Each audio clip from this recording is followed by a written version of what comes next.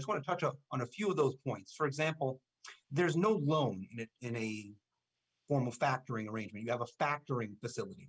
You don't have a loan amount. You instead have factoring volume. There's no lender. You have a factor or a purchaser of those receivables. And instead of talking about a borrower, we talk about the client or the seller of receivables.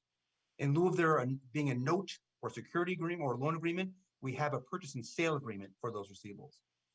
A typical factoring agreement won't have an interest rate associated with it. It'll have a discount rate or a factoring fee. And then our borrower or obligor is really the account debtor or our client's customers. So those are some basic terminology that's a little different from the world of lending.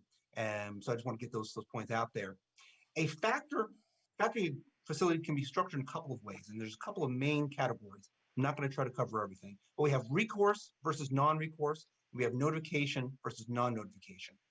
With recourse factoring, if a client's customer is unable to pay an invoice, usually in a specific period of time, usually in 60 or 90 days, the client is responsible, must repay that advance.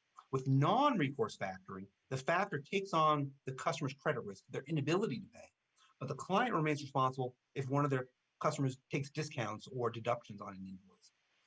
With a recourse factor, they're usually doing more of a joint or hybrid underwriting of both the performance of the business as well as the quality of the receivables. While with a with a non-recourse factor, they're really focused more on the quality of those receivables because they're not going to be repaid by their client, they're going to be paid by their client's customers.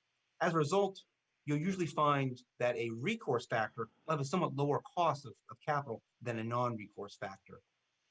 Then another major category is we have notification versus non-notification factoring. Now with notification factoring, each client's customer is going to be notified and informed about the factoring arrangement and be instructed to make their payments directly to the factor. With non-notification, the factor means a lockbox or some account controlled by the factor, but the payments are still made directly to the client.